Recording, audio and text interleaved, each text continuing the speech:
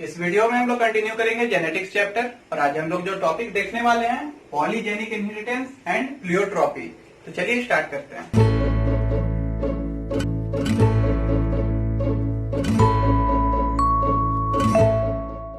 Hello everyone, this is Rajnish Kumar Sharma, second year MBBS student, RIMS Ranchi.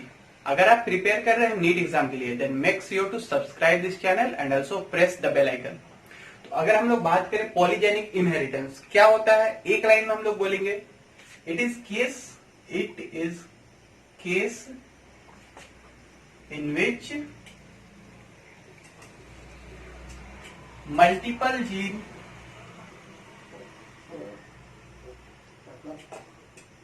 Controls single character. ठीक है, simple. Multiple gene अगर single character को control कर रहा है इसको हम लोग बोलेंगे पॉलीजेनिक इनहेरिटेंस। ठीक है, अगर बात करें मल्टीपल जीन, इसका क्या मतलब है? मतलब टू और मोर जीन। अगर हमको पॉलीजेनिक इनहेरिटेंस को समझना है, हम लोग इसको थोड़ा सा सारा कैरेक्टर को इसको हम लोग समझेंगे कंपेयर करके मेंडेलियन इनहेरिटेंस के साथ। ठीक है, मेंडेलियन इनहेरिटेंस को कंपेयर करेंगे हम लोग पॉलीजेनिक इनहेरिटेंस से और सारा कैरेक्टर को हम लोग समझ पाएंगे आसानी से। तो इसमें क्या हो रहा था, अभी तक हम लोग क्या पढ़े कि one gene controls one character, लेकिन पॉलीजेनिक इनहेरिटेंस में हम लोग क्या देख रहे हैं कि मल्टीपल जीन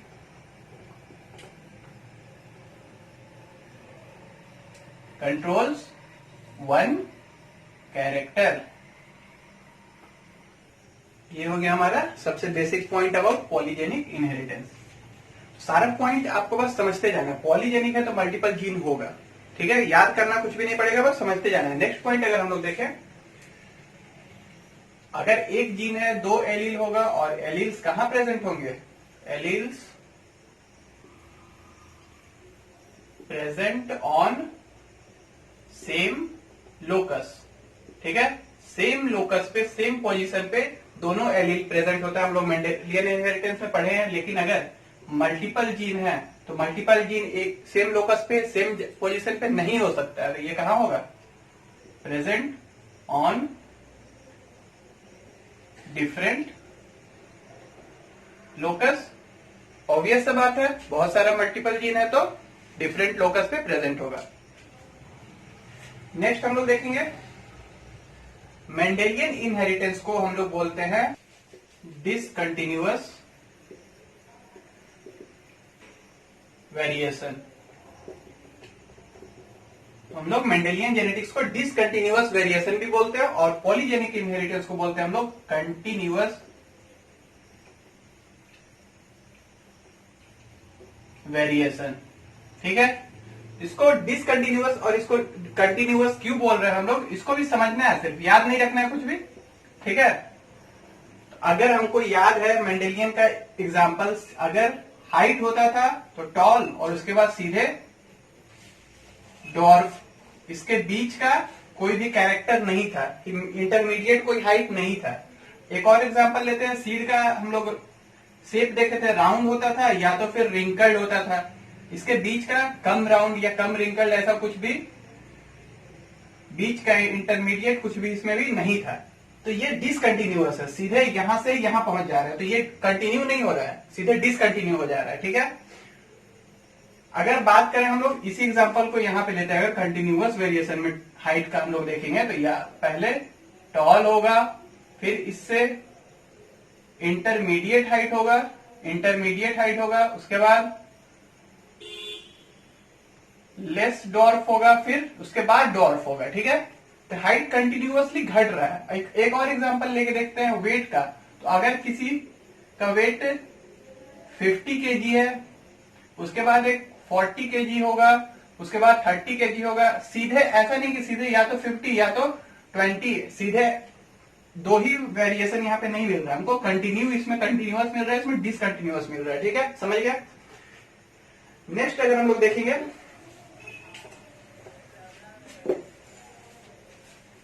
नेक्स्ट पॉइंट है पॉलीजेनिक इनहेरिटेंस में, इसको हम लोग बोलते हैं क्वांटिटेटिव वेरिएशन। ठीक है, और मेंडेलियन को बोलते हैं हम लोग qualitative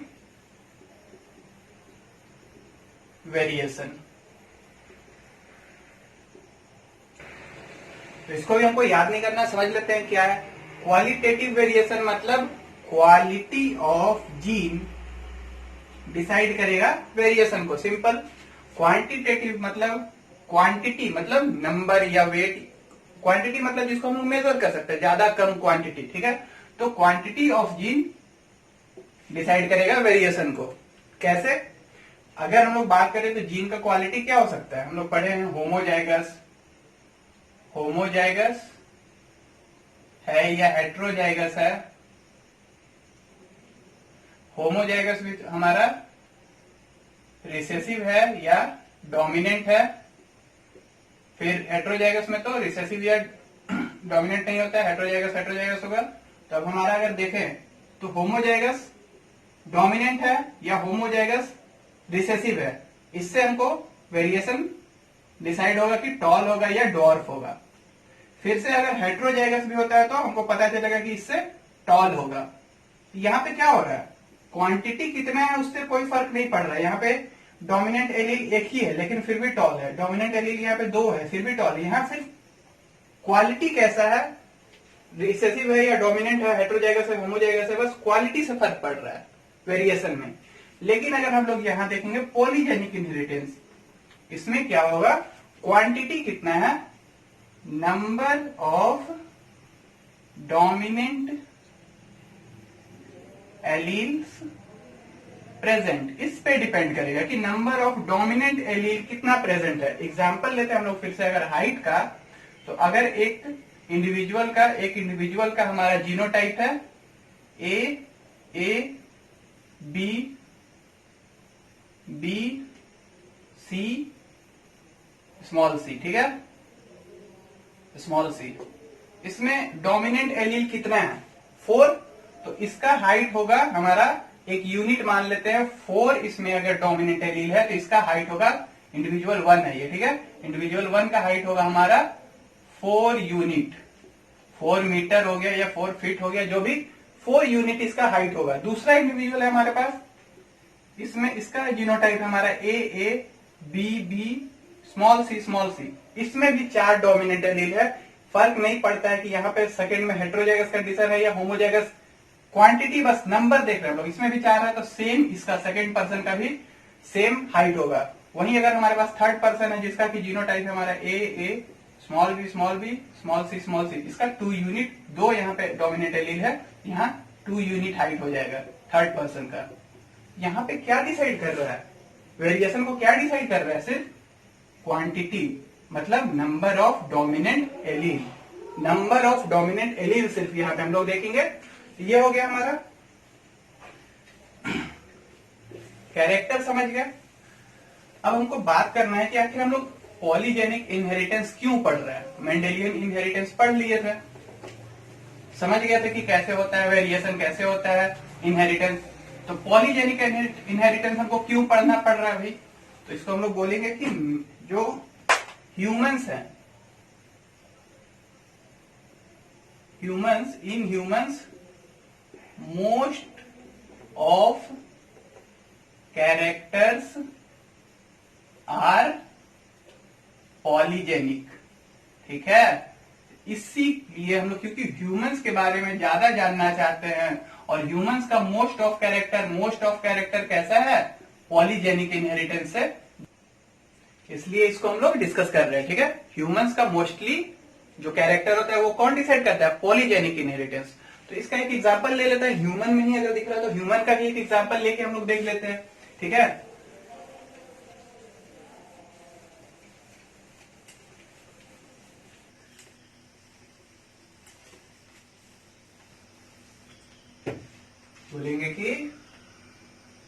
first polygenic inheritance in human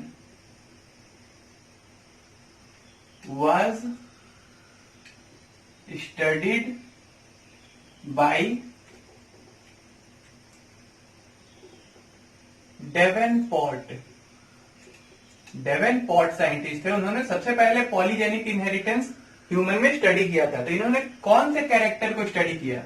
तो बोलेंगे about skin colour, skin colour of human या स्किन टोन ऑफ ह्यूमन को उन्होंने सबसे पहले स्टडी किया और एक्सप्लेन किया था। ठीक है, इसी को हम लोग ह्यूमन पॉलीजेनिक इनहेरिटेंस का एग्जाम्पल में एक्सप्लेन करेंगे। तो उन्होंने क्या बोला? स्टडी करने के बाद उन्होंने बोला कि मिनिमम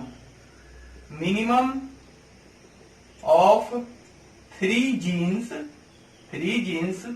कंट्रोल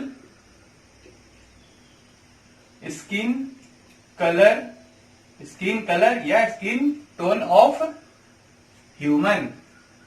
मतलब 3 से ज्यादा तो हो सकता है, लेकिन मिनिमम हमारे पास 3 जीन है ह्यूमन में जो कि स्किन कलर को कंट्रोल कर रहा है। तो अगर 3 जीन है तो हम लोग बोल सकते हैं एक उसको रिप्रेजेंट करना है किसी भी चीज से, हम ए से रिप्रेजेंट कर दिए, दूसरा को बी से रिप्रेजेंट कर दिए और तीसरे जीन को हम लोग सी से रिप्रेजेंट कर दिए। तो अगर ए, बी और सी 3 जीन है तो ये इसको हम लोग डोमिनेंट फॉर्म माने तो इसका रिसेसिव फॉर्म भी होगा, स्मॉल ए, स्मॉल बी और स्मॉल सी। और जब भी डोमिनेंट फॉर्म होगा तो वो अपने आप को एक्सप्रेस करेगा और रिसेसिव फॉर्म अपने आप को एक्सप्रेस नहीं कर पाएगा। तीनों में यही होगा। अब अगर ये डोमिनेंट फॉर्म अपने आप को एक्सप्रेस करेगा तो क्या करेगा? एक्सप्रेस करके एक प्रोटीन का सिंथेसिस करेगा जो कि क्या है हमारा मेलानिन। अब यहाँ पे हम लोग पहले ही बात कर चुके हैं कि पॉलीजेनिक इनहेरिटेंस क्या है? क्वांटिटेटिव वेरिएशन है, मतलब सिर्फ क्वांटिटी से फर्क पड़ रहा है कितना जीन है। तो अगर बी है तो उसका भी क्वालिटी सेम है, सिर्फ क्वांटिटी ज्यादा हो जाएगा, ए से एक और ज्यादा है हमारे पास। तो ये भी सेम काम कर रहा है, ए भी मेलानिन सिंथेसिस कर रहा है, बी भी मेलानिन सिंथेसिस कर रहा है, और अगर सी भी डोमिनेंट है तो मेलानिन का ही सिंथेसिस कर रहा है। और इसको बेटर समझने के लिए हम लोग बोलेंगे कि ए जब भी डोमिनेंट है तो एक 1 यूनिट हो सकता है कुछ भी हो, 1 ml या 1 ग्राम, 1 यूनिट ऑफ मेलानिन का सिंथेसिस कर रहा है। जब बी डोमिनेंट है तो ये भी 1 यूनिट ऑफ मेलानिन का सिंथेसिस कर रहा है, और जब सी है तो वो भी 1 यूनिट ऑफ मेलानिन का सिंथेसिस कर रहा है। तो वो ए है या बी है या सी है उससे फर्क नहीं पड़ रहा है यहाँ पे बस फर्क पड़ रहा है कि कितना डोमिनेंट एलील है। एक डोमिनेंट एलील है, 1 यूनिट मेलानिन मेरे पास होगा, 2 है तो 2 यूनिट होगा, 3 है तो 3 यूनिट होगा। अब हम लोग एक पर्सन मान लेते हैं, अगर इसके पास 2 डोमिनेंट एलील है, तो इसके पास 2 यूनिट ऑफ मेलानिन होगा। इसके पास अगर 3 डोमिनेंट एलील है तो 3 यूनिट ऑफ मेलानिन होगा। अगर इसी तरह से 4 डोमिनेंट एलील है, 4 यूनिट ऑफ मेलानिन होगा। एक भी नहीं है तो 0 यूनिट ऑफ मेलानिन होगा। इसमें हम लोग क्या देख रहे हैं कि जितना डोमिनेंट एलील है उसके हिसाब से स्किन टोन मेलानिन बढ़ रहा है, मतलब स्किन टोन बढ़ रहा है। ठीक है, तो ये एक कंटिन्यूअस वे में बढ़ रहा है। ऐसा नहीं है कि सीधे व्हाइट से अगर एक भी यूनिट नहीं है तो ये क्या होगा? व्हाइट होगा। और सबसे ज्यादा बहुत ज्यादा अगर डोमिनेंट एलील प्रेजेंट है तो ये ब्लैक होगा। ऐसा नहीं है कि सीधे एक पर्सन व्हाइट है और एक पर्सन ब्लैक है। ये कंटिन्यूअस वेरिएशन हमको दिख रहा है। व्हाइट के बाद कुछ और डार्कर टोन, फिर उससे भी डार्कर टोन, उससे भी डार्कर टोन या कलर, और उसके बाद सबसे डार्क कलर। तो ये कंटिन्यूअस वेरिएशन मिल रहा है। हम लोग पहले ही बोल लिए कि ये कंटिन्यूअस वेरिएशन हम इसको बोलते हैं पॉलीजेनिक इनहेरिटेंस को। ठीक है, अब इसको हम लोग एक इंडिविजुअल का एग्जाम्पल लेके समझते हैं। एक इंडिविजुअल है हमारे पास, एक मेल है हमारे पास, हम बोलते हैं मेल है हमारे पास, जिसका कि जीनोटाइप है capital A, capital B, capital C. हम लोग क्या बोलेंगे कि इसके पास सारा का सारा 3 ही जीन होता है, तीनों जीन में दोनों एलील, मतलब सारा एलील डोमिनेंट है। तो इससे ज्यादा ब्लैक पर्सन और कोई नहीं हो सकता है। ठीक है, तो इसके लिए हम लोग एक टर्म यूज करेंगे नीग्रो। ठीक है, जो सबसे ज्यादा ब्लैक पर्सन है इसके लिए हम क्या टर्म यूज किए, नीग्रो। फिर एक और इंडिविजुअल हम लोग ले लेते हैं, एक फीमेल है हमारे पास जिसका जीनोटाइप है स्मॉल ए, स्मॉल बी और स्मॉल सी। तो इसमें हम लोग क्या बोलेंगे, इसके पास बिल्कुल ही एक भी डोमिनेंट एलील नहीं है मेलानिन के लिए, तो ये सबसे व्हाइट, या फिर इसके लिए हम कौन सा टर्म यूज करेंगे, एल्बिनो। पहले भी हम लोग जो 2 जीन 1 कैरेक्टर पढ़े थे तो उसमें बताया था कि जो व्हाइट होगा उसके लिए एल्बिनो वर्ड यूज करते हैं। तो जो भी 2 जीन 1 कैरेक्टर पढ़े तो वो भी पॉलीजेनिक इनहेरिटेंस का ही एग्जाम्पल है। ये एग्जाम्पल हम लोग सिर्फ इसलिए देख रहे हैं क्योंकि हमको एक ह्यूमन में एग्जाम्पल देखना है। ठीक है, तो अब ये दोनों को अगर हम लोग क्रॉस करवाए, ये दोनों अगर हमारा पेरेंट है, ठीक है, पेरेंट है, तो हमारा फर्स्ट जनरेशन क्या होगा, F1 क्या होगा हमारा, F1 होगा capital A, capital B, capital C and small C. तो इसमें हम लोग देख रहे हैं कि 3 आउट ऑफ 6 एलील डोमिनेंट है। तो ये एक इंटरमीडिएट कंडीशन है। अगर 3 डोमिनेंट है 6 में से, तो ये इंटरमीडिएट कंडीशन है। तो इसका कलर कैसा होगा, इंटरमीडिएट कलर या इंटरमीडिएट टोन हम लोग बोल दे, इसका स्किन कलर कैसा होगा, इंटरमीडिएट। तो ऐसा नहीं है कि सिर्फ ए और बी और सी एक एक डोमिनेंट है इसलिए ये इंटरमीडिएट है। इसमें बस 3 डोमिनेंट है, वो ए हो या बी हो या सी हो। अगर हम एक इंडिविजुअल लेते हैं जिसका कि A small B capital C small C, इसमें भी अगर 3 डोमिनेंट हो तो ये भी इसके जैसा ही सेम इंटरमीडिएट टोन का होगा। इसमें भी 3 डोमिनेंट है, इसमें भी 3 डोमिनेंट एलील है। ठीक है, सिर्फ नंबर ऑफ डोमिनेंट एलील से ये वाला वेरिएशन हमको, मतलब ये कैरेक्टर हमको डिसाइड हो रहा है। ठीक है, फिर इसको हम लोग क्या करवाएंगे, सेल्फिंग करवा के देखते हैं। हम लोग क्या करने वाले हैं, सेल्फिंग करवाने के बाद क्या मिलता है, F2, ये हमारा F2। तो F2 का अगर हम लोग देखेंगे, फिनोटाइपिक रेशियो, सेल्फिंग करवाएं, F2 मिला, हम F1 का सेल्फिंग से F2 मिला, उसका फिनोटाइपिक रेशियो अगर देखते हैं तो ये हमारा 1:6:15:20:15:6:1।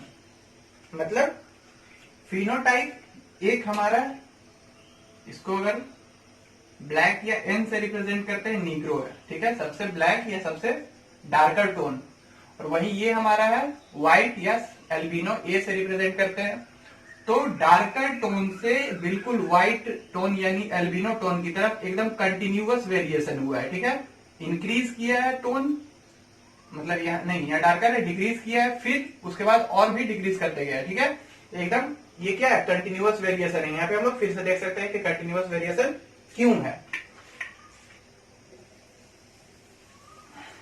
फिर अगर हम इसको देखें 6:, क्या था, 6:, हमारा 1। इसको अगर फिर से देखें हम लोग तो क्या देख सकते हैं कि 7 टाइप ऑफ या 7 phenotype possible in 3 gene polygenic inheritance. ठीक है, 3 जीन का अगर पॉलीजेनिक इनहेरिटेंस होगा तो वहां पे कितना फिनोटाइप पॉसिबल होगा, 7। उसके बाद हम लोग क्या देख रहे हैं कि पेरेंटल टाइप, कौन है पेरेंट, ये हमारा पेरेंट, जिसमें कि दूसरा साइड मिट गया है यहाँ पे। तो पेरेंटल टाइप कितना है, सिर्फ 2 पेरेंटल टाइप ऑफस्प्रिंग। और इंटरमीडिएट टाइप कितना है, 20 आउट ऑफ कितना, अगर टोटल इसको ऐड करेंगे हम लोग तो होगा टोटल हमारा 64, 2 आउट ऑफ 64। और यहाँ पे 20 आउट ऑफ 64 इंटरमीडिएट है। ठीक है, इंटरमीडिएट। अब इसी चीज को अगर हम लोग एक ग्राफ पे देखते हैं, ठीक है, इसके फिनोटाइपिक रेशियो जो मिला हमको, इसको एक ग्राफ पे देखते हैं। एक्स एक्सिस पे हम लोग रख दिए फिनोटाइप क्या है, इधर हम लोग ले लेते हैं नीग्रो कलर या ब्लैक कलर। ब्लैक से सीधे व्हाइट की तरफ बढ़ते जा रहा है, जैसे आगे बढ़ रहा है वैसे व्हाइट हो रहा है, या फिर एल्बिनो, इसको हम लोग सबसे एंड में एल्बिनो मान लिए। ये हो गया। बीच में हमारा क्या होगा, इंटरमीडिएट, आई से रिप्रेजेंट कर दे रहे बीच में इंटरमीडिएट, यहाँ एल्बिनो, यहाँ पे नीग्रो या ब्लैक। फिर इस एक्सिस पे, वाई एक्सिस पे हम लोग मान लिए क्या, number of individual, number of individual. तो सबसे कम इंडिविजुअल, मतलब नंबर ऑफ इंडिविजुअल क्या है, नीचे कम होगा, कम इंडिविजुअल है ब्लैक। उसके बाद इंटरमीडिएट की तरफ बढ़ते गया, लेकिन फिर से व्हाइट की तरफ फिर से घटते गया। तो ये हम लोग क्या बोलेंगे कि नीग्रो सबसे कम है, अल्बिनो सबसे कम है, मतलब पेरेंटल टाइप कम मिल रहा है हमको, एक एक ही मिल रहा है। और वहीं अगर हमको देखे बीच में इंटरमीडिएट टाइप सबसे ज्यादा मिल रहा है। और इसको हम लोग बोलेंगे कि बेल शेप्ड ग्राफ,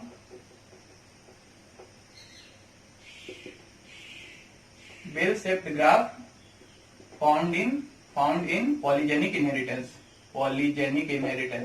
ठीक है, ये हो गया हमारा पॉलीजेनिक इनहेरिटेंस खत्म। नेक्स्ट हम लोग देखेंगे प्लियोट्रॉपी।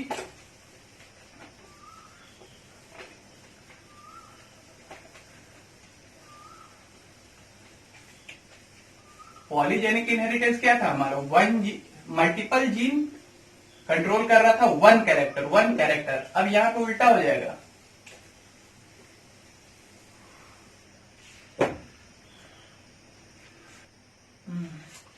प्लियोट्रॉपी देखने से पहले पॉलीजेनिक इनहेरिटेंस का एक हम लोग क्वेश्चन देख लेते हैं, इससे हम लोग ज्यादा अच्छे से समझ पाएंगे। तो क्वेश्चन में आपको पूछना है weight of a fruit with genotype small a, small b, small c is 200 ग्राम। ठीक है, इस जीनोटाइप वाले फ्रूट का वेट हमको दे रखा है। फिर हमको दे रखा है एक और genotype, capital A, small b, capital C का वेट 290 ग्राम। ठीक है, अब हम लोग जानते हैं पॉलीजेनिक इनहेरिटेंस से कि number of dominant allele decide करेगा कैरेक्टर को। यहाँ पे डोमिनेंट एलील कितना है 3, और यहाँ पे डोमिनेंट एलील कितना है 0। तो 200 से 290 ग्राम जाने में कितना डोमिनेंट एलील हेल्प किया है, 3 डोमिनेंट एलील इसको 200 को 290 पे पहुंचा दिए ग्राम पे। ठीक है, मतलब एक एलील कितना ऐड कर रहा है हमारा 30 ग्राम। छोटा सा मैथ है, इसमें ज्यादा टफ है नहीं, मतलब एक dominant allele equal to 30 gram add करेगा हमारा ये। ठीक है, बस अब हमारा क्वेश्चन आराम से बन सकता है। फर्स्ट पूछ रहा है कि इसका वेट कितना होगा, फिर इसका वेट कितना होगा, इसका वेट कितना होगा। सिंपल हम लोग काउंट कर लेंगे। इसमें डोमिनेंट एलील कितना है 1 2 3 है, मतलब 30 ग्राम इंटू 3 यहाँ पे ऐड कर देंगे 90 ग्राम। ये हमारा आंसर हो गया 290 ग्राम।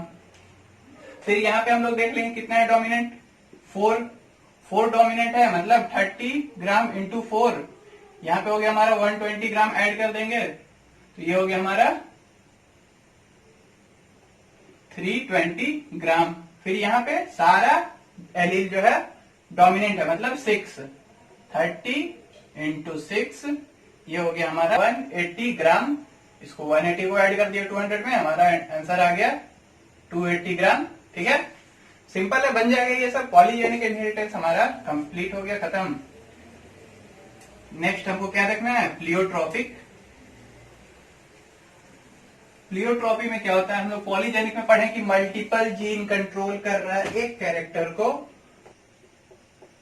प्लियोट्रॉपी में क्या होगा, यहां पे 1 जीन कंट्रोल करेगा हमारा मल्टीपल कैरेक्टर को। ठीक है, तो वहां पे मल्टीपल जीन एक कैरेक्टर को कंट्रोल कर रहा था, यहां हम लोग देखेंगे 1 जीन मल्टीपल कैरेक्टर को कैसे कंट्रोल कर रहा है। इसको हम लोग बोलेंगे, इस केस को प्लियोट्रॉपी। तो हम लोग जानते हैं कि वन जीन अगर एक्सप्रेस होगा तो कोई एक प्रोटीन का सिंथेसिस करेगा, तो फिर तो एक प्रोटीन सिर्फ एक ही कैरेक्टर को शो कर सकता है। ऐसा क्यों हो रहा है कि ये मल्टीपल कैरेक्टर शो कर रहा है? तो अगर हम मान लिए कि ये जीन है, एक्सप्रेस किया, प्रोटीन को सिंथेसिस करवाया, ठीक है, ये प्रोटीन हमारा हेल्प कर रहा है एक रिएक्शन में, मेटाबॉलिक रिएक्शन में, जिसमें कि ए कन्वर्ट हो रहा है बी में, ए सब्सटेंस कन्वर्ट हो रहा है हमारा बी सब्सटेंस में। लेकिन ये बी सब्सटेंस भी तो कुछ मेटाबॉलिक रिएक्शन करवा रहा होगा, ये कोई सी सब्सटेंस को कन्वर्ट करवा रहा होगा डी में, फिर ये कुछ मेटाबॉलिक रिएक्शन कर रहा होगा। तो इस तरह से इनडायरेक्टली, डायरेक्टली नहीं, इनडायरेक्टली एक जीन मल्टीपल कैरेक्टर को, मल्टीपल रिएक्शन को कंट्रोल करके मल्टीपल कैरेक्टर शो कर रहा है। तो हम लोग क्या बोलेंगे? रीजन, प्लियोट्रॉपी शो करने का रीजन क्या होगा? Because of interconnected metabolic reactions, ठीक है, इंटरकनेक्टेड मेटाबॉलिक रिएक्शंस जो है उसके कारण हम लोग प्लियोट्रॉपी का केस देख पाते हैं। एग्जाम्पल कुछ लेते हैं। एग्जाम्पल में हम लोग देखेंगे सिकल सेल एनीमिया, एंड ये पहला एग्जाम्पल हो गया हमारा। दूसरा एग्जाम्पल भी एक ले लेते हैं, फिनाइल कीटोन्यूरिया।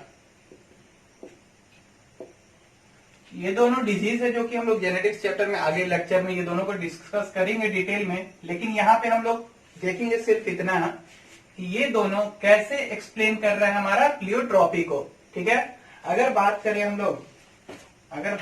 लोग सिकल सेल एनीमिया का, क्या होता है सिकल सेल एनीमिया में? यहाँ पे हमारा एक defected gene for beta chain of haemoglobin, ठीक है। हेमोग्लोबिन जो हमारा बना होता है नॉर्मली, वो बना होता है 2 अल्फा प्लस 2 बीटा चैन। तो यहाँ पे बीटा चैन चाहिए। बीटा चैन को बनाने के लिए जो हमारा जीन है वो कैसा है? डिफेक्टेड है। तो क्या होगा? इससे क्या होगा कि हमारा नॉर्मल जो biconcaved RBC will be now, अब वो कैसा होगा?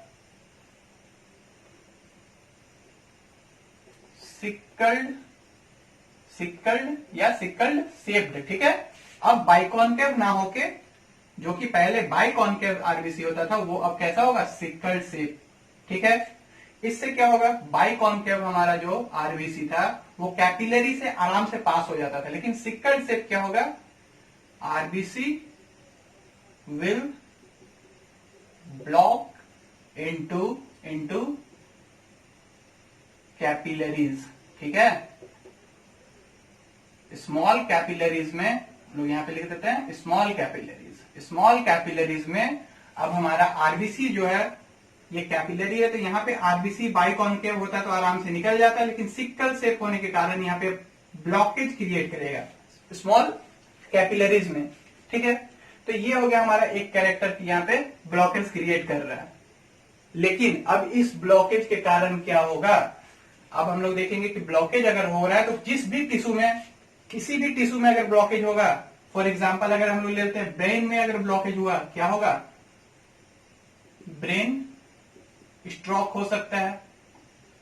अगर हार्ट के कोरोनरी आर्टरी में, कोरोनरी कैपिलरी में ब्लॉकेज हुआ तो हमारा क्या होगा? हार्ट फेलियर हो सकता है, ठीक है। नेक्स्ट अगर हम लोग देखें किडनी में क्या होता है? पेरीट्यूबुलर आर्टरी, वहां पे अगर ब्लॉकेज हो गया क्या होगा? किडनी फेलियर हो सकता है। हार्ट फेलियर या हार्ट अटैक हम लोग इसको बोल सकते हैं। क्या बोल सकते हैं हम लोग? हार्ट अटैक, ठीक है। तो यहां पे हम लोग देखें कि एक जीन था वो हमारा शो कर रहा है 3 कैरेक्टर, लेकिन मल्टीपल कैरेक्टर शो करेगा। और भी कहीं भी तो ब्लॉकेज हो सकता है ना। तो ये बहुत सारा कैरेक्टर हमको शो कर रहा है। ये हो गया एक एग्जांपल हमारा। दूसरा हम लोग देख लेंगे फिनाइल कीटोन्यूरिया में क्या हो रहा है।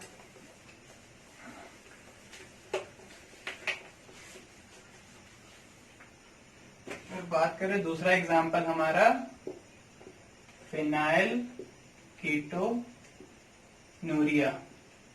डिटेल में दोनों ही डिजीज को हमको पढ़ना है आगे।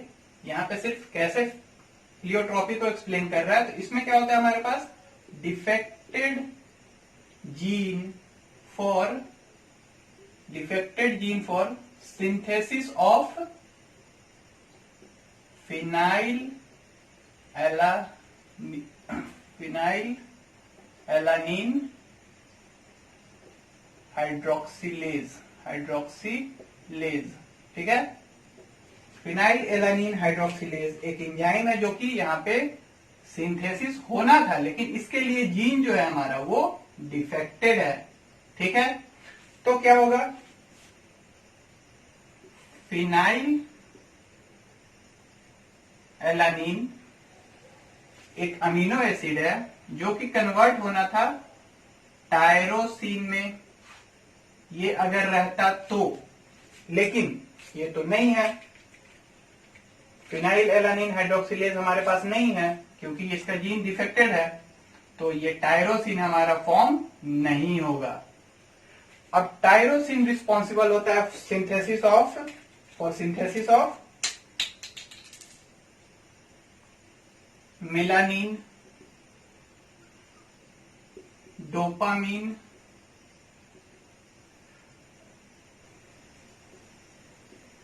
Epinephrine and T3 and T4। Thyroid hormone या T3 and T4 plus dopamine plus melanin plus epinephrine, ये सारा चीज टायरोसिन से आगे सिंथेसिस होता था, लेकिन अब टायरोसिन ही नहीं है तो हमारे पास T3 T4 नहीं होगा। इससे क्या होगा, अब हम सब में क्या लिख देते हैं कि no T3 T4, no dopamine, no melanin, no epinephrine. ठीक है, ये सब नहीं है हमारे पास, T3 T4 नहीं है। क्या होगा, बोलेंगे कि यहां हो जाएगा हमको हाइपोथायरॉयडिज्म। हाइपो मतलब कम, थायराइड हार्मोन्स नहीं है, हाइपोथायरॉयडिज्म हो जाएगा। अगर डोपामिन नहीं होगा क्या हो जाएगा, पार्किंसोनिज्म। सारा डिटेल में पढ़ाएंगे आगे, लेकिन अभी यहाँ पे हम लोग देख रहे हैं कैरेक्टर क्या क्या शो कर रहा है। फिर मेलानिन नहीं है, यहाँ पे हो जाएगा, हम लोग बोलेंगे कि एल्बिनिज्म। और अगर एपिनेफ्रिन नहीं है तो इंडिविजुअल को स्ट्रेस का कंडीशन शो करेगा। ठीक है, अब हम लोग क्या देख रहे हैं कि एक जीन के कारण 4 कैरेक्टर शो कर रहा है। ठीक है, मतलब हम लोग क्या बोलेंगे कि ये डिफेक्टेड जीन प्लियोट्रोपी शो कर रहा है। ठीक है, आज के वीडियो में इतना ही। वीडियो को लाइक कीजिए, दोस्तों के साथ शेयर कीजिए, चैनल को सब्सक्राइब जरूर कर दीजिएगा और बेल आइकन दबा दीजिएगा। मिलते हैं नेक्स्ट वीडियो में।